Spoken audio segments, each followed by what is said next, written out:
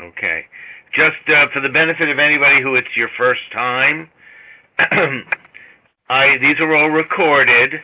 So if by some chance you get, you know how it is in facilities, if you happen to get called away, no sweat.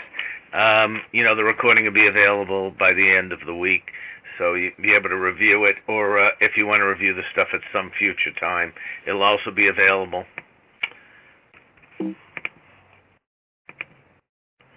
So that's me. I'm Jeff Olafson for the facilities directors. You're going to get to see me in the flesh tomorrow because I'm actually speaking at the meeting. Before we go over the details of today, again, for the benefit of folks who may be new, at this point, I'm leaving the line open because everybody's muted. But if we run it, all we need is one person putting us on hold, and so that could cause a problem. So I may mute if I need to, and if I do, I want to make sure you all know how to use the chat box in case anybody wants to ask a question. Then I can unmute, even if you just want to ask a question. So anyway, just to go over the details, on the top of your screen, you're going to, and Join Me is a very simple application. You're going to see a little icon that looks like a cartoon bubble. When you depress that, you're going to get a box. Looks like this. A little bit different on each browser. You may see a slightly different box in Chrome or whatever you're using, but basically you type here and everybody can see what you type. That's the default. So why don't you do this? Why don't you put in where you're from, your name, just first name's fine, and where you're from. And if you're a group like White Plains, you can just say White Plains Crew. Okay, so why don't you do that now? This way I'll make sure everybody knows how to use the chat.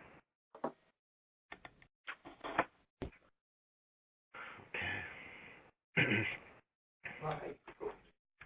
Right Crew.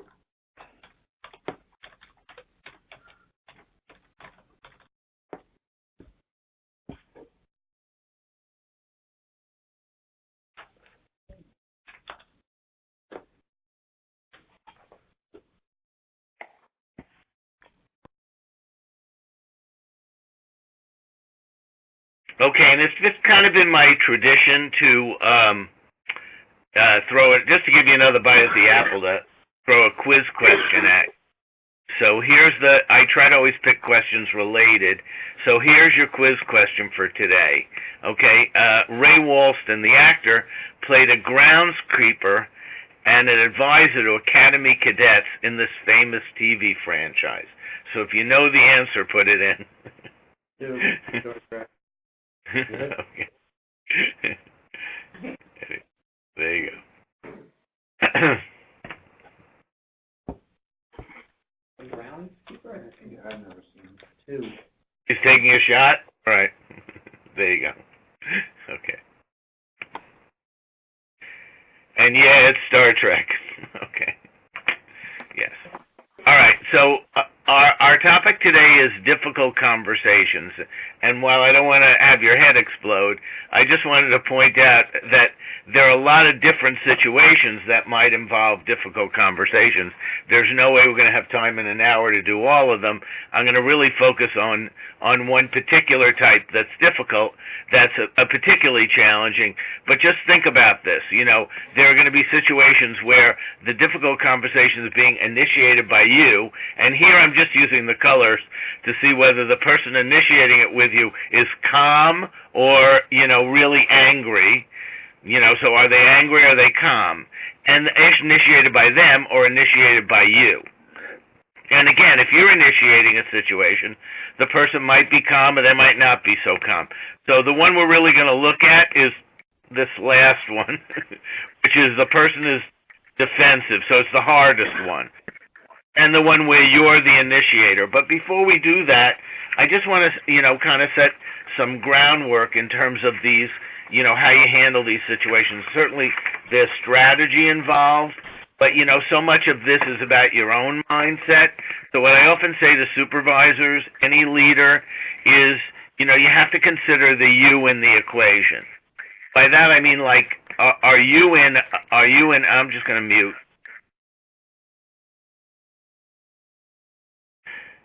So what is what's the you in the equation? And by that I mean, like, where's your mental state, okay? And so maybe this is just general advice, but if you're going to be having a conversation with somebody, you need a peaceful mind. If you're feeling like you've just seen a situation and you want to strangle someone, there's a very good chance that you're not going to handle it very well. So I think it's important to think about that. Now, when I say have a peaceful mind, it doesn't mean that we don't get angry. I mean, that's an unrealistic expectation for us. I mean, we are who we are, but it really means, in some cases, thinking about whether this is the right time to have this conversation.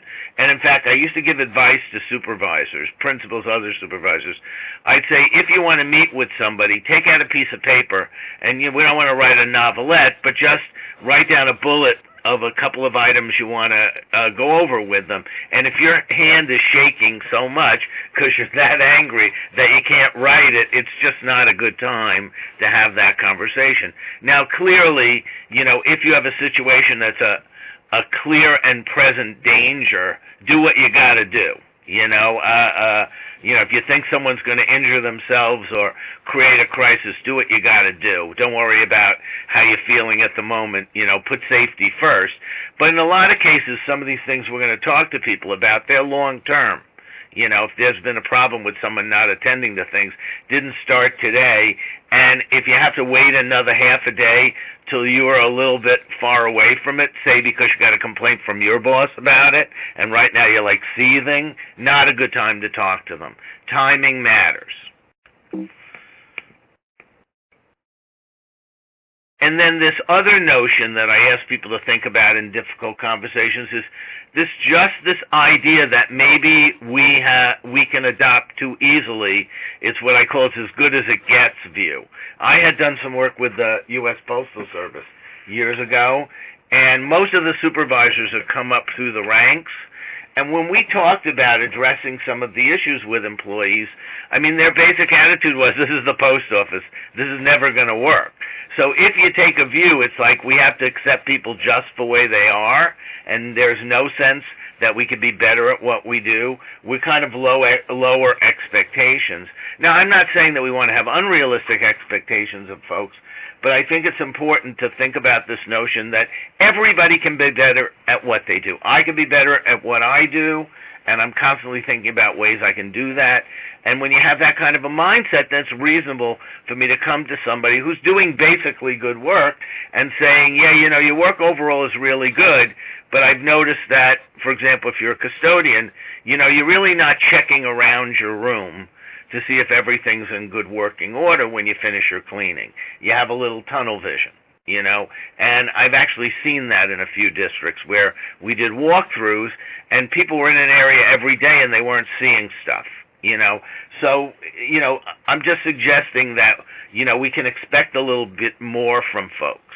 And that may be the basis for, having these conversations. The other thing I want to say is change does not happen without some pressure for change. If you allow people to do basically what they want to do, even if they're conscientious people, they're not really going to move forward. So effective leaders are thinking about that. They're thinking about, what's a reasonable next step. They have goals. They have goals for their operation. And they don't have to be incredibly, insanely, unrealistic goals. They can be very simple goals, like the one I just gave you, where people just take a few moments to look around to make sure that everything's in working order. But that's not going to happen without some pressure for that. And whether that's in the form of you talking to folks about it or developing a checklist, which isn't necessarily my favorite option, just doing a walkthrough with some staff to raise consciousness, but there has to be some pressure. And then, there's also the issue of having good communication. People just need to get feedback both ways. They need to have feedback about what they're doing well, and they need to have some feedback about what they're not doing so well. And I'm actually going to probably start by stuff about how important it is to talk about what people do well, because I think it creates a good foundation for when you really need to address problem areas. Just another thought here, don't confuse supervision with evaluation. supervision and evaluation are not unrelated in the sense that if a person has been supervised all year, when they get to their evaluation and they are told there are some weak areas, they should not be in shock. I mean, unless they're completely clueless and weren't listening. They're normally not in shock because they were hearing it on a regular basis. Also, our evaluation systems are often very much constrained by the rules, by what may be the rules in your district that require a specific instrument, and they're a one-shot deal, whereas supervision is ongoing. And supervision is one way. Good analogy for supervision is it's like being a person responsible for a garden. So you have to water, you have to weed, you kind of have to tend to it, and that's true when it comes to your staff. So along the same lines, if we're going to do that, we have to think about this notion, and it's somewhat of a repeat of what I said before, but we have to have this notion of like where we really want to take individuals and where we want to take our overall crew. Are there some areas that go beyond an individual? They're just things we as a crew could be better at.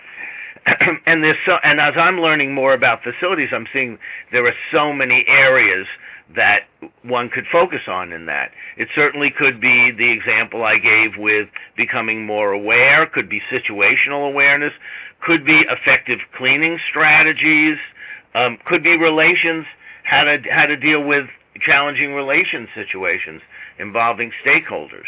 But if you don't really know where you're going, if you're going into a conversation not really knowing where you want to go, or even in your interactions and supervision with your staff, you don't really know where you want to take them. You're just reacting to what you're seeing. You're not being as strategic as you could be. What effective leaders have an ability to do is to look at themselves and to look at their folks and say, what are some practical next steps that I can do to improve my operation? And then at that point, I'll work the both ends of the levers. I'll compliment the people who are doing a good job. I'll make sure that I have some meetings to highlight things. I'll address underperformance. I'll do all of those things.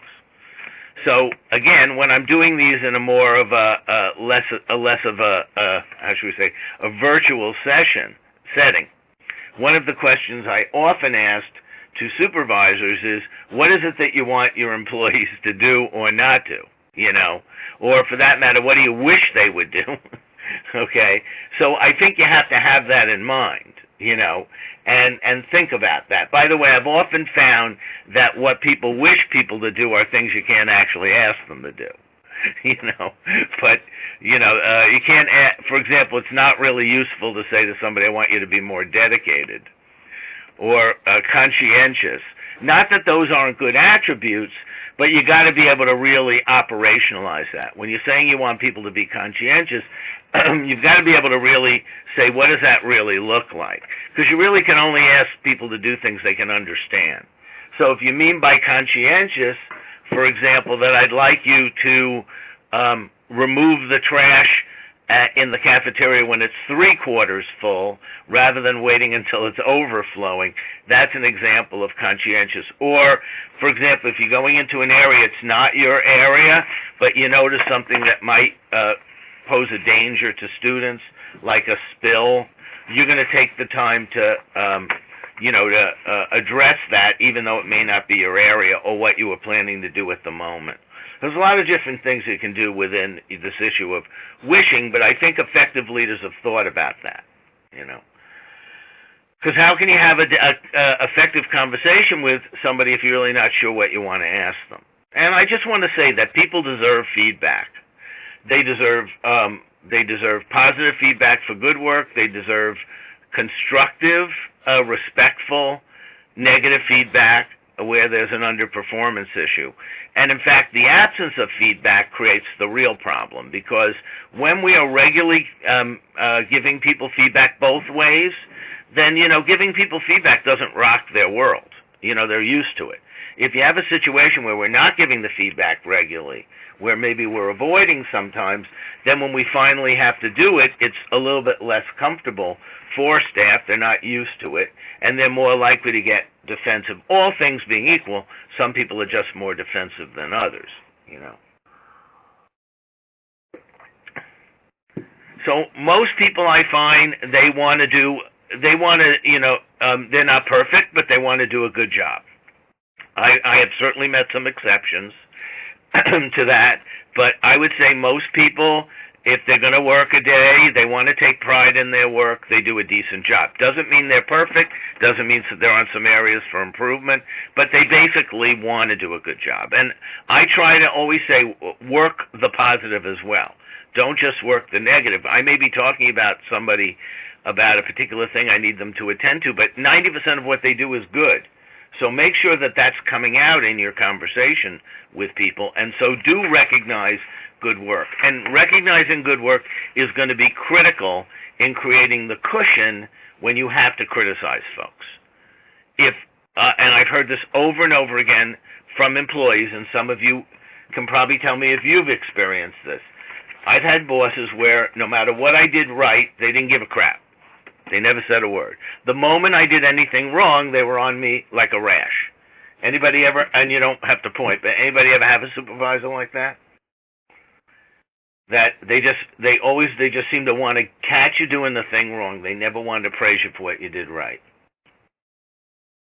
So what I'm suggesting is that every time you recognize good work, you're creating a good foundation for when you have to have difficult conversations with somebody. By the way, it has to be really good work. Don't give fake praise. People can spot you from 1,000 miles away. If you're a phony, you got to give sincere praise. But you do need to recognize work. That's going to make it easier when you have to have the difficult conversation.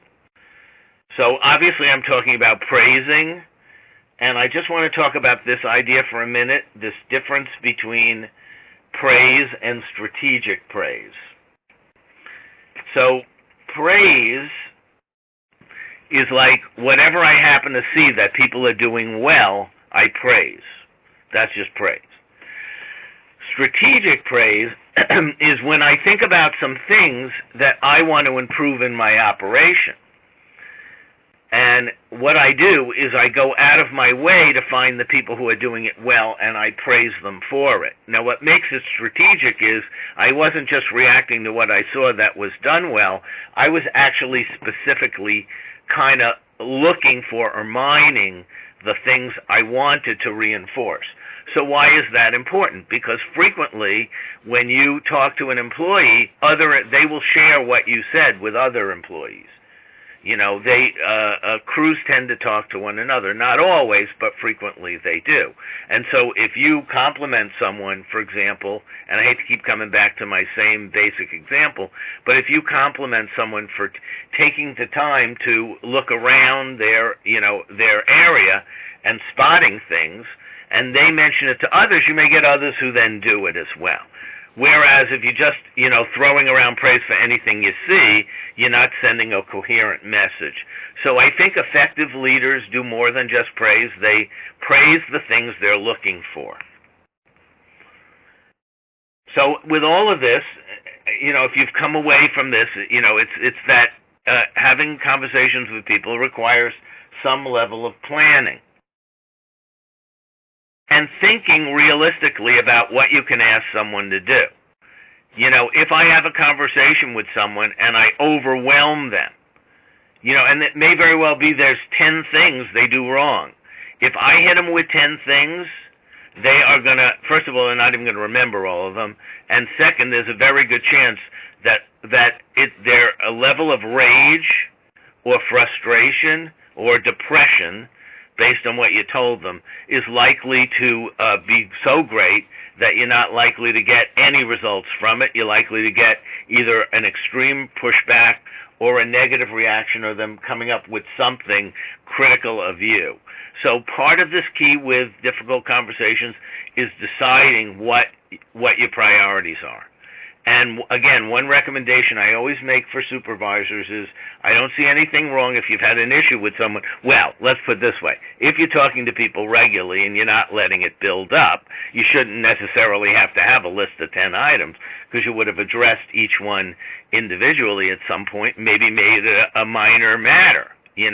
But if you've waited till it builds up, so you're hitting them again at either an evaluation point or at the point where maybe it's being noticed by your supervisor, so you're told to address it, and now you hit someone with 10 things, it's not going to be really productive. So I always tell people, make a list of all the items that are issues for you, and then put them in an order of priority. At the most, select 3.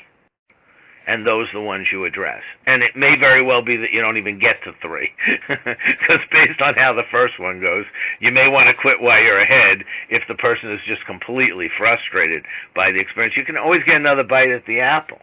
So with that in mind, I'm always thinking about this quote, which actually comes from a pope, Pope Pius VI.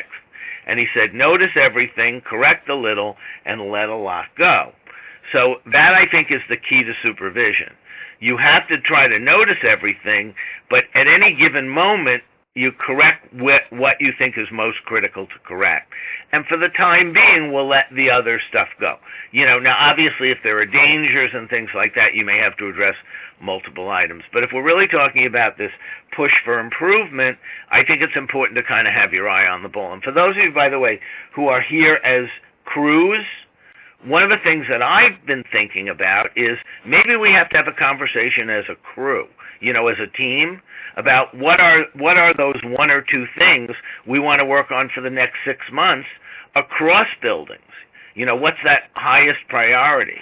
Is it people, for example, not to get trivial here, but is it, for example, people coming ready to work? Like, I don't know if any of you have experienced this, but you get people, they clock in and it takes them, they have to warm up for 20 minutes before they start doing any work, So we want to kind of focus on this notion of ready to work. And I'm not saying 2 minutes after you start, but if somebody's coming in, especially second shift, and we need them, we're kind of on a time crunch here to get stuff done. I don't want them taking a half an hour deciding what music they're going to play tonight. I want them working within at least 5 minutes or 10 minutes of the start of their work. I had this issue also I was working with a maintenance department, and we actually talked about they would go to their central area, get all of their supplies, and then fan out to do the work orders. And we had a whole conversation about ready to roll. How long should it take to be ready to roll, and what are some of the things that we could do to prepare the day before so we can get ready to roll early, because we're running a tight time window given that their shifts start at 6:30 and school starts. And we want to try to be able to get into buildings and do some stuff before the kids arrive. So, again, I'm not saying that's the item, but I have suggested for teams thinking about, is there a really critical thing? I was just a couple of weeks ago in a district, and we decided that one of the issues was people really taking very long breaks, taking long lunch, taking longer than their contract, much longer than their contract, lunch hours, and work just not getting done. So again, I'm not here to tell you what to pick, but I'm just suggesting it's worth it to have maybe a punch list of 1 or 2 things that I'm going to try to emphasize. And again, on both ends, compliment people who are doing it well, and then address the people who are not. So let me stop. Any questions so far?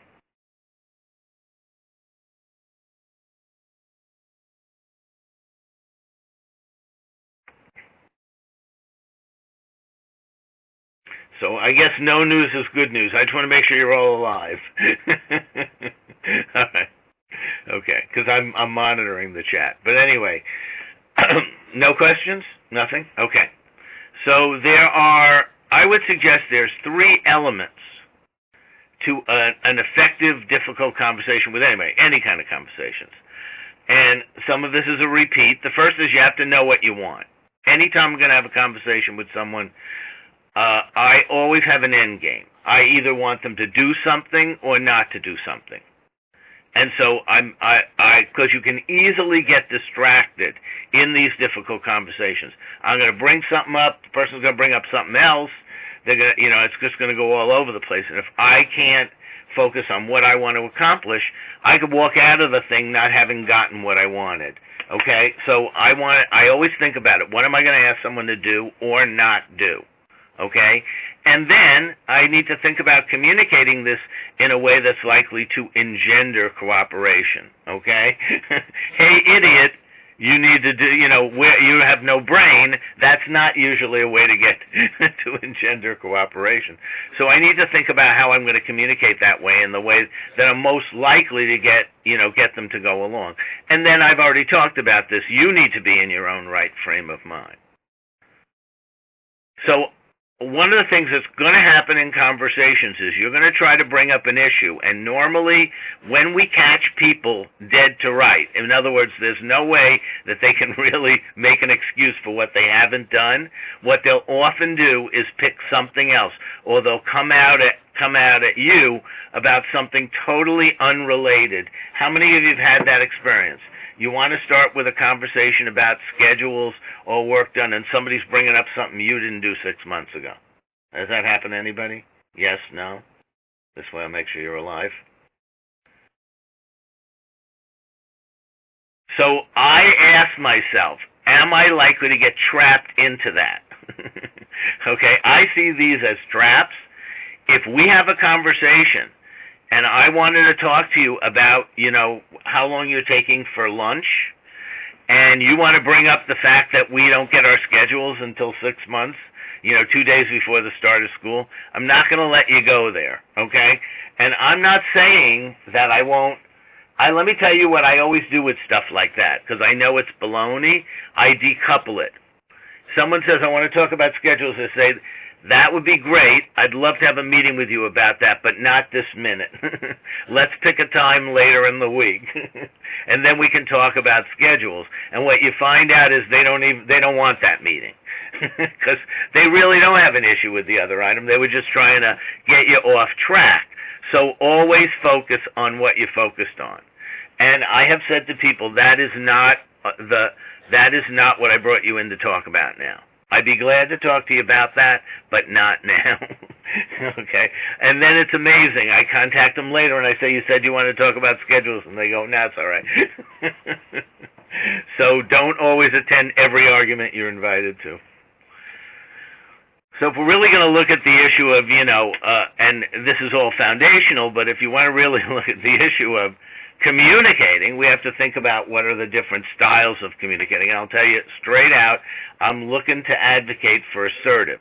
In almost every case, this is the right place to go. But in order to understand this, we really have to have some conversations about hostile and passive. And I will tell you, by the way, when I was doing years ago, I was doing work with the Postal Service, and they had brought me in to do training, and they were the ones that kind of raised my consciousness. I was talking to labor relations folks there, and they said, okay. So what I would do if I had a question, what would you do if they always want to go there? What I'd say is that I try to really be crisp with my answers, say that's not what we're talking about now. However, I'd be glad to talk to you about that another time. Okay? And if they're absolutely insistent, I say, take out your calendar. We're going to set an appointment to talk about that other matter. And it goes away. Okay? It's only a game. So you need to make sure that you're focused on that. By the way, there are two things people do. They also want to talk about other people. So you bring up something and you go, how about him? And I go, I'm not talking about him. I'm talking about you and what I saw, okay? And they say, well, in other buildings, I go, I'm not talking about other buildings. So one of my kind of standard responses is to always say, that's not what this conversation's about. And I'm not saying I won't talk to you about anything else, but I'm not doing it now. Okay? So it does take a little bit of skill because these things often come as an attack on you. And when someone attacks us, we can often get defensive or respond, that's the trap. And that's why having the peaceful mind and recognizing the game that's being played, they don't really care about the other item. You know, it's just, so I decouple. All right, is that helpful? The folks from Pauling who asked the question. Okay. So it was really interesting. When I was doing this work for the Postal Service, and I was doing some supervision stuff, when they brought me into one of the plants to work with staff, one of the things that came up was I met with the labor relations folks, and they were complaining that some of the supervisors, and when they were trying to actually take actions against staff, they were kind of caught where they were caught in a difficult position because the supervisors had not done their first step work in addressing issues. And they recognized that the weak spot was this comfort in constructively confronting employees assertively. So I'm going to take probably most of the rest of the time and just talk about this idea. But and by the way, assertive is actually a pretty easy one to understand. What's more important in a way is to understand the others, because supervisors that do these others create problems for themselves. So I'm actually going to kind of work to assertive. So let's start. By the way, I love this. That's why I put Goldilocks and the Three Bears as an example. I often think of it this way. There are kind of three styles of communication. One is too hot, hostile. One is too cold, passive, which is basically seeing things and letting it go. And then there's a just right, okay, which is assertive. Okay, so let's just talk about hostiles and what hostile people do. So I would say there's two elements or three elements here that hostile communicators do. First of all, they focus on the person rather than the attribute. And by the way, all this comes in circles here. If I don't have a peaceful mind and I'm thinking about strangling somebody because of what they've done, and legitimately, I got a legitimate reason to be angry about this, okay, and I talk to them at that moment, there's a very good chance I'm going to focus on the person, because that's what's on my mind. If I'm calmer and I have a list, then I'm more likely to focus on the behavior. So this is a good example where you need to watch yourself. Was I mostly doing stuff that was an attack on the person, or was I focusing on the behavior? Okay? And the difference, I could certainly give lots of examples of, hostile people being sarcastic, people saying, "What's the matter? Don't you have a brain?" What did you think you were supposed to do in that situation? Any of the stuff we're really coming at them personally, rather than just very specifically saying, "I need you to do this or not do this." Okay? The second example of a hostile communication is dwelling on the past. So the example is I come to meet with someone and I bring up the 20 times they've done this previously. And you did it last week, and you did it the week before, and 2 weeks ago, and then again, and again, and again. So I'm driving home my point too forcefully, okay? And I have to tell you, I think the reason people do that is they watch too much Law and Order, okay? They think that when they're talking to somebody, they're like witnesses on a witness stand. And that's actually an incorrect model. See, when you're a lawyer in court, you're not trying to influence the person, you're trying to influence the jury. So it makes total sense to lay it on thick. If you can bring up something someone did in the crib that impeaches them, that's a good idea. But it's not really effective if we're talking about the individual. Because if you overdo it, there are two possible reactions, neither one which is good for you. They can get angry or they can get depressed. If they get angry, what happens to work for the rest of the shift? Gone. It's just gone. And if they get upset or depressed, what happens to work for the end of the shift? Pretty much gone. Okay? So while I can't guarantee that everybody isn't going to be on a hair trigger, where even if I do it diplomatically in the right way, someone isn't going to get not upset, but I up that enormously when I push them too far. So let me just give you a practical example of that. Suppose I had an issue with someone being late, and I pulled a list of all the times they were late for the last year, and I ran the whole list with them. Okay? So first of all, I'm dwelling on the past, because instead of focusing on their current behavior and what I want them to do next, I'm mostly trying to drive home my case that they have a pattern of lateness. I say don't do that. What I would do is call someone in and say, I'd like to talk to you about your pattern of lateness. If they don't deny it, there's no reason for me to lay it on thick. Now, if they say, me, I'm never late, then I'm going to have to keep adding more information. But initially, I just try to get my basic point. I've noticed that, you've tended to, when you're cleaning certain rooms, I've noticed you've tended to not be attentive about that. I went into a room recently, and this was in the morning with the superintendent. He had a fit. He was more obsessed about this than I was. I actually wanted to look at the room, whether things were in good repair, and he was absolutely livid because there was stuff left on the tops of some of the tables from the night before. From it hadn't been cleaned right, and this just happened to be his bugaboo. So.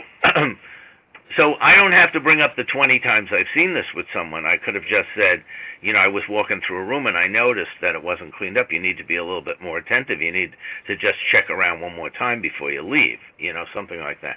Now, if the person doesn't, again, if they say, oh, I always do that, I never do that, well, then I may have to, provide more evidence. But if I say, I've noticed that from time to time you tend to leave stuff like that, and they just nod their head or don't say a word, don't object, I don't really need to spend any time on that. And what hostile folks do is they push this envelope of accusation too far. And you could do that in the calmest of words. I could run that list without, I don't have to be loud about doing it, but just the fact that I'm doing that at all, I think that's hostile. So bear in mind, you don't have to yell and scream to be hostile. Just pushing, over pushing the past is hostile. Any questions on hostile? Anybody think they lean towards hostile? I know that was 2 questions. Anybody?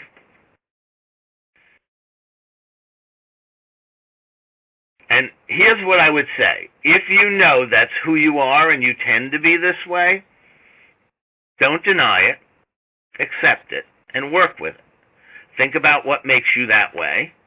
And again, I say don't ignore our emotions, manage them, understand them. And if I tend to be this way, I have to think about it, and I have to try to work to unwind that a little bit. Okay. So I would suggest, and this may be really interesting, if we make so much noise in criticizing someone, instead of, maybe the issue I wanted to address with them was the example I gave with, not watching the trash, because you're moving around in a cafeteria, so you're not removing it early enough before it overflows. So if I come along with all this stuff about, you've been here for years, we've talked about this a million times, what are you, a moron, blah. I'm not saying any of you would really do this, but, if you're coming on that way, the person's not going to walk away remembering anything about the trash. What they're going to remember is how you treated them. So in a way, when you overdo it, you actually off message. When you're calmer, it doesn't provide any quarter for them to kind of let the emotional side get in the way of the message.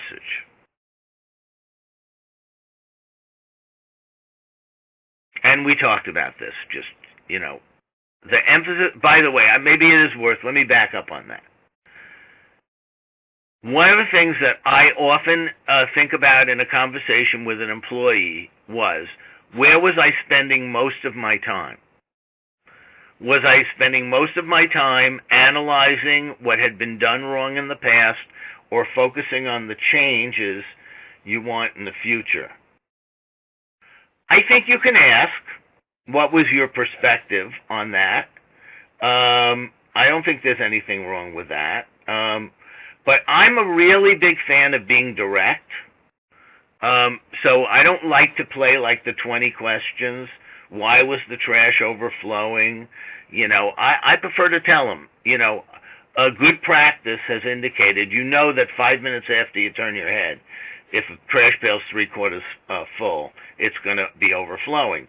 So just as a good practice, I'd recommend as soon as it hits 3/4, you remove it and put a new bag in, okay? And then if the person, and then I would ask for their feedback. What do you think? And maybe they have a different perspective on it. but I don't like to play the 20 questions. Do you think overflowing garbage is a problem? Do you follow what I mean? So I like to be more direct, okay? I think more the focus here for me is, where did I spend most of my conversation? Was I spending most of my conversation on the past or on the future? By the way, this is the argument for not playing 20 questions, because basically I'm in the past, okay? And what I want to do is be in the future. Whatever happened, hey, here's the truth. Past, over. Good, bad, over. Okay? The only thing I can ask someone to do is what they're going to do next time. So, and that's why, by the way, I'm not a really big obsessed with this notion of getting apologies or attaching blame, because blame is about the past. What I want is future change. By the way, I'll tell you why I'm not a big fan of apologies. Okay? Not that I don't like getting one, but they don't mean anything to me. And here's why. I know some people who they apologize all over the place just to get you off their back, and then they don't do anything different. They're just trying to placate you. So they'll basically say sorry, and then they'll do whatever they want. Okay? Have you ever met anybody like that? They're the first one to apologize, but they don't change. Okay? And then you have other people who they have big egos. So it's very hard. We all remember, Happy Days when Fonzie couldn't. I was raw. Some people have a hard time just, admitting they're wrong. So, and yet they heard what you said and they'll change. So I asked myself the question, what do I really want? Do I want an apology that doesn't result in change? Or do I want somebody who has a hard time apologizing, but they do it differently? So my focus is always on the future. If a person apologizes, that's right, that's fine. But I tell them it's not even necessary. Just want to make sure we're clear on what's to happen from this point on. And oftentimes I'll try to allow them to save face. I know that some people know how to do things right because I covered it, and I might say, perhaps you didn't realize this was my expectation. So I'm just giving them a little out, emotional out, so they can say, well, no one ever told me, or I didn't know. And I know that's not true, but I don't care. What I care about is that from now on they're going to remove the trash. So I'm always focusing on the changed behavior, not blame or apology. And I think that's a very important element here. If even under, what's considered appropriate supervision, if we have an employee who is underperforming, we're supposed to address the issue, coach them for improvement, not attach blame. Okay? And unless it's a really serious matter where it's one of those things where I'm hoping I can get an admission because it's a removal situation, and I have had situations like that where, for example, somebody had stolen, and if I can get them in the conversation to admit they did it, that's going to make it a lot easier if we need to, do a Section 78. So that's a little different. But if we're talking about just corrective action, and none of these rise to the level of that, the trash pail, it's not like that. We're just talking about improvement, then it's really not effective. Okay? Any questions? Everybody good? All right. So let's talk about what passive communicators are like. Okay, so what passive communicators are like is they observe things and they see them and they don't address them. Now, unless you're pathologically passive, you'll probably address severe things. And that's been my experience. If somebody's doing something really horrific, most supervisors will address it. It's the smaller things. And that they don't want to address because they don't want to appear to be petty, or quite frankly, they're not comfortable with confronting. So I often describe this as I use optimism in the face of my own discomfort. I'm hoping maybe it'll go away, or I'll bring it up at a meeting with everyone, which is a terrible practice, by the way. If you have an issue with one employee and I bring it up with everyone, all you do is turn off all the people who are doing it right. If you have a problem, unless you have a by the way, here's my general advice for meetings: don't bring up things that only a couple of people are doing wrong. If everybody's doing it wrong, you can bring it up at the meeting. If, in a negative, okay? If it's only a couple of people, bring it up with them. And one of the reasons why some people bring things up at meetings is because they're passive. They don't want to confront the person, so they'd rather let the whole group hear it. Well, all you do is turn off your good performers. So you have to address the issue. And this is something that passive people don't do.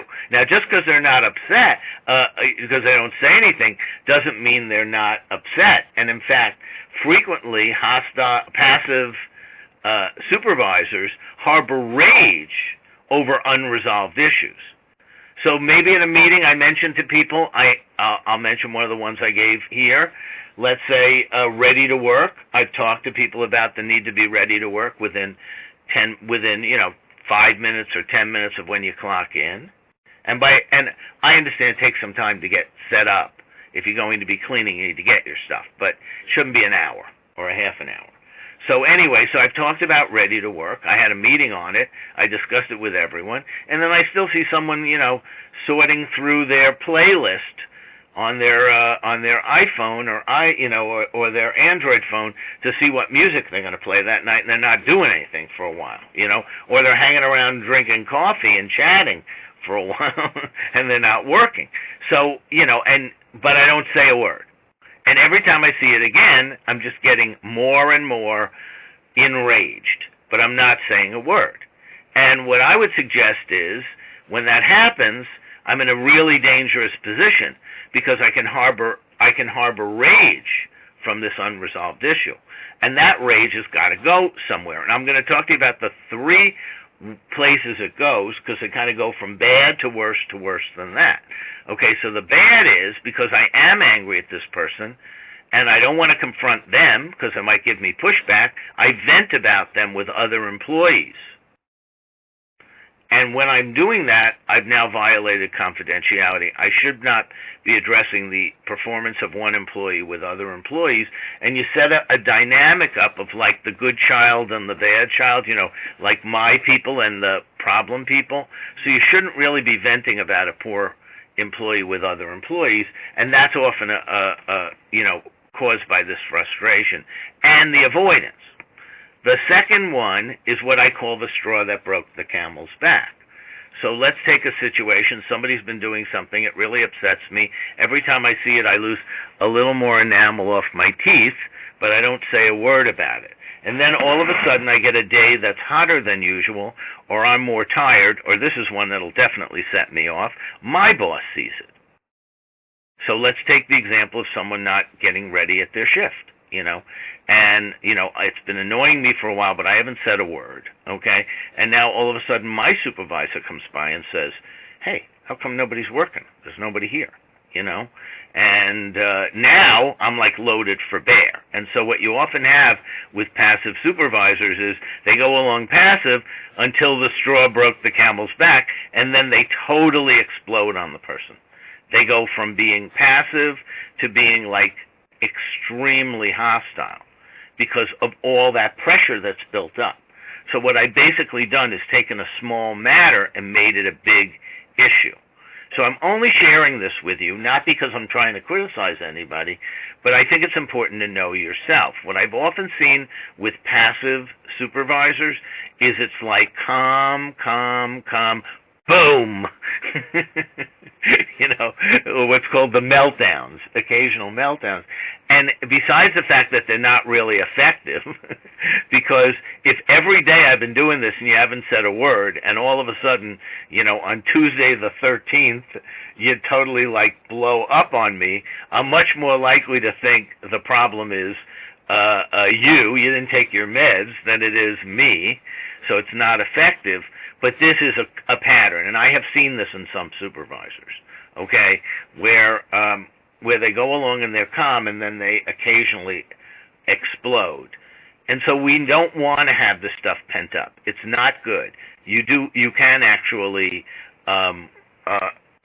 create big things out of little things. We have to address things. which brings up a kind of an interesting, almost like a sidestep here, but worth talking about. Okay? So what is the difference between a rule and a norm?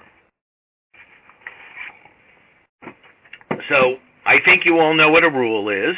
A rule is whatever's in the contract or practice. So what's the norm? That's the real deal. So the rule may be that you get a half an hour for lunch, and the norm is that you're taking 45 minutes to an hour. The rule may be that you're supposed to clock in by this time, and I've got people clocking in later. I mean, there are lots of things. Rule is we're supposed to do this. Paperwork's supposed to be in. Norm is it comes in days and days later. Okay? So what I want to suggest is how rules and norms get created and how you address it. First of all, how many of you would say you have a difference in your operations in some cases between rules and norms? Anyone?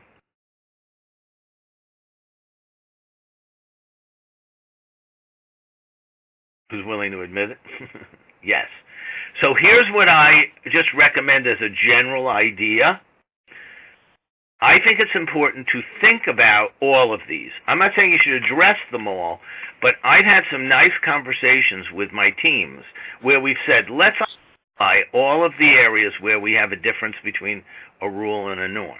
Now, just because we have a difference doesn't necessarily mean we're going to address all of them. Some of them better leave sleeping dogs lie, and we certainly are not going to address them all at once, but I think it's just important to look at them and then decide which ones are creating the biggest problem for me. But what I would suggest is rules and norms get created because of passive behaviors on the part of supervisors. So the example of that was, let's say that someone is supposed to they're supposed to have a half an hour lunch. If you take 40 minutes, I don't say anything to you because I don't want to bring up minor matters. When you get to 45 minutes or 50 minutes, then I address it. If I eventually do that over time, then the norm's going to be 45 minutes. You're going to so you created it, okay? So I just want to give you advice on what to do about it, all right? So I think the first thing you got to ask yourself is, what do you want to tackle first? So I've recommended listing all of them, but then think about which one you think is your highest priority. And oftentimes when I've worked with teams, we're going to spend 2 to 3 months just on one of them. If I hit people with a dozen of these, it's useless. You got to focus on one. And in terms of what you choose, I mean, this is just my list of priority. If something were creating a safety hazard or legally exposing us, that's going to be a higher priority for me to address than a situation where we're just not as efficient as we could be. Okay? Negative perceptions from higher-ups counts to me, too. Okay? If it makes me look bad to my boss, that's a big issue for me. So here's what you do. When you identify the one, you're going to basically tell people the deal's off. You have to have a meeting with them and tell them the deal's off. Okay? And just to go back to this slide for a minute, okay? So you may have a situation where you have a rule, and now we've had a practice that's been going on for a while, and you're basically telling people, deal's off. Now, we're not necessarily saying that we're going to blame you, and in fact, you don't want to blame them. You can either lie or tell the truth in this area, okay? So the lie would probably be, oh, well, we have a new school board or a new superintendent, or the state's getting stricter about that. We can blame an outside force for why we got to go back to the rules, tighter money, or you could just be honest. To be honest, I haven't focused on it. I'm responsible for having let it go, So you're not blaming them, so therefore you're not focusing on the past.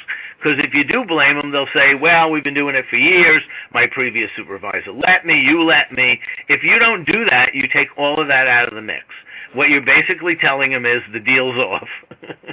From now on, we're back to this. Now, when you do that, you may get a few saying, past practice. How many of you have heard past practice? as an excuse.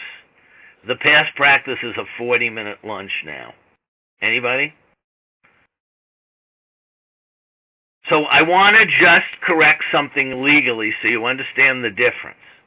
There is a difference between a past practice and a return to contract. If you have a contract that is unspecific about something, and we have had a past practice of, say, people having a 40-minute lunch, and then the contract is unspecific about it, then people can argue it's a past practice. You can't on your own change it. Now, you can still change it in negotiations, but you can't on your own change it because it's a past practice. However, if you have a contract that said that people get a 30-minute lunch break and they've been taking 40, that's not a past practice. That's loose enforcement of a rule that existed. So that is called return to contract, okay? And you have the absolute right to return to your collective bargaining agreement at any time, even if it's been being violated, okay? So when they say it's a past practice, say, no, you're incorrect. It is not a past practice. We had it in the contract. We just were not enforcing it. Now we are. Okay, is that clear? By the way, I don't blame them for taking a shot at it, but I think that's an important difference. Okay, so you basically tell them the deal's off, and you tell them when it's off. And then at that point, you just have to figure that they may not necessarily believe you, so you need to be ready when that happens to be prepared to address the issue. I would say successively more, less politely, the first time, the second time, etc. So what I'll do is I might say the deal's off as of Monday. This is how it'll be done, and then Monday I'll be looking. By the way, very important that if you're going to make that change, you need to be available to notice. So I tell people, don't have a meeting like this one day before the start of school, because on that day you're going to be running around dealing with so many problems, you're not going to have time to to notice. So take your time, wait a couple of weeks, address the issue, and tell them make sure it's a time when you're going to be around, because you do have to invest a little time in the beginning to have people know you really were serious about this.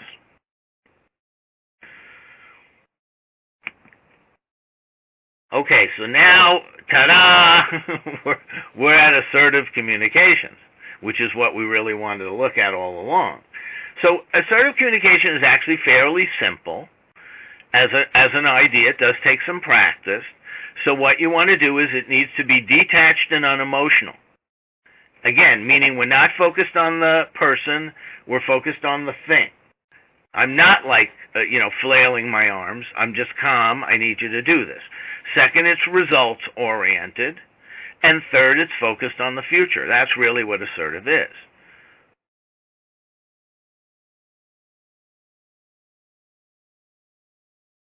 So I'll just leave you just for a minute to think about this thought.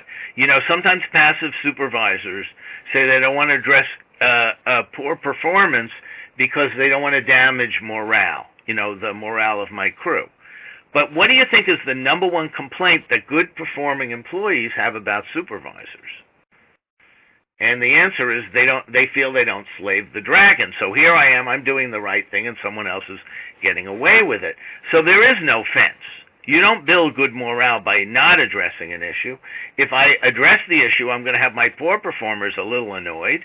If I don't address the issue, I'll have my good performers annoyed. So if I have to choose who to be annoyed, I'd rather it be my poor performers. All right, so what is an example of an assertive statement? And they can be a little bit politer and more directed. So here's an assertive statement. I always like to put in the future in it. You don't have to use exactly in the future. You could say from now on, the next time you see this. But you want to emphasize that you're not talking about what happened before, you're focusing on next time. So you say, in the future, I'd appreciate it if you would do it. In the other one on the bottom, it's a little more directive, so I'll say in the future, I expect that. But both are assertive statements because they are focused on the future. here's just an interesting little kind of piece of thought here.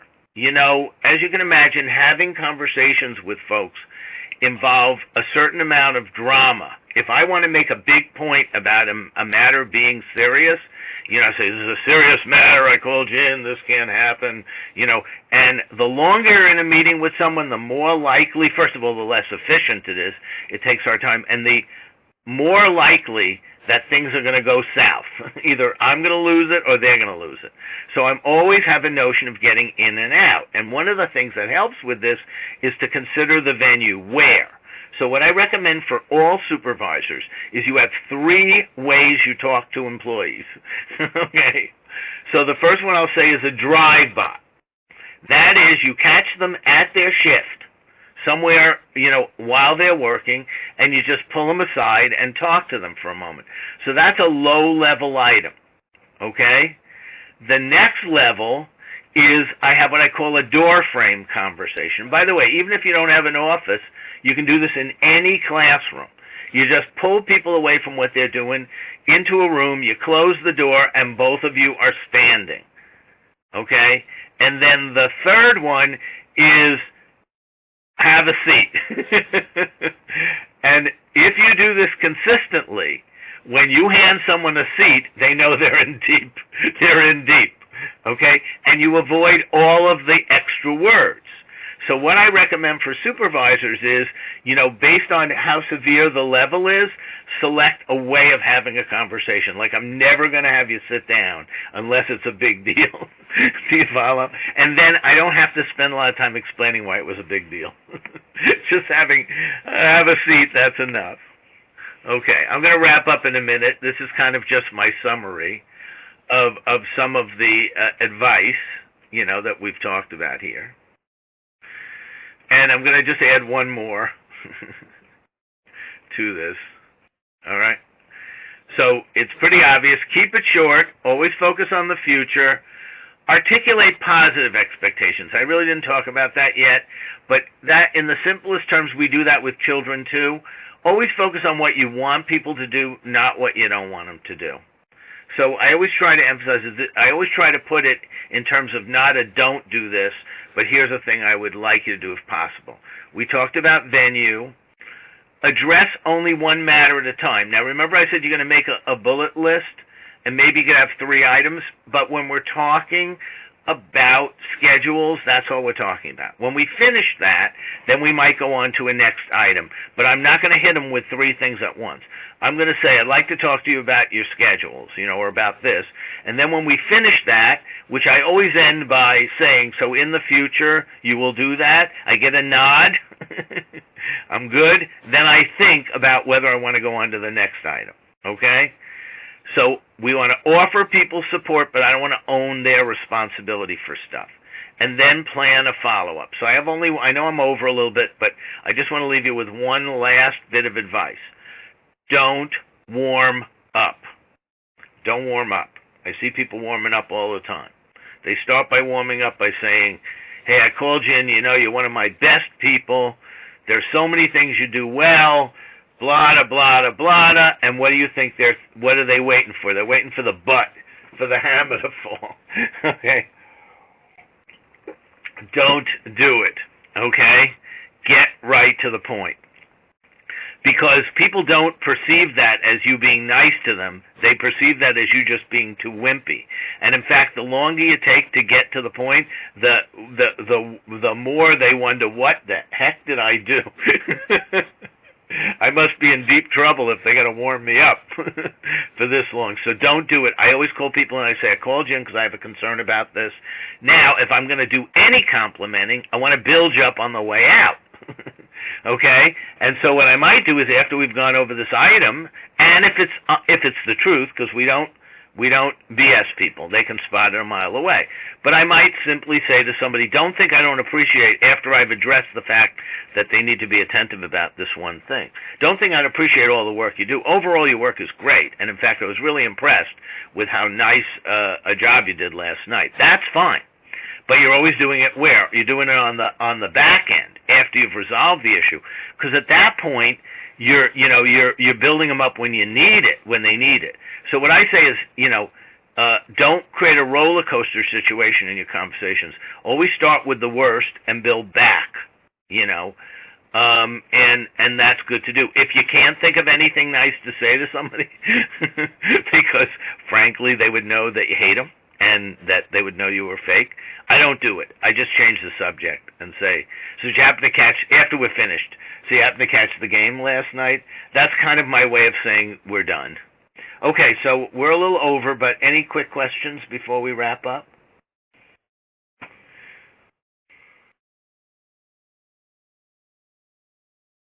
Well, thank you again, and hopefully we'll, next year we'll look at doing some additional training online. How is the online format? Not bad, right?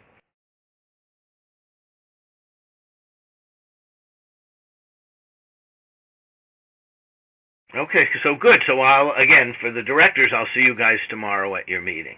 And thanks again for participating. Have a great day.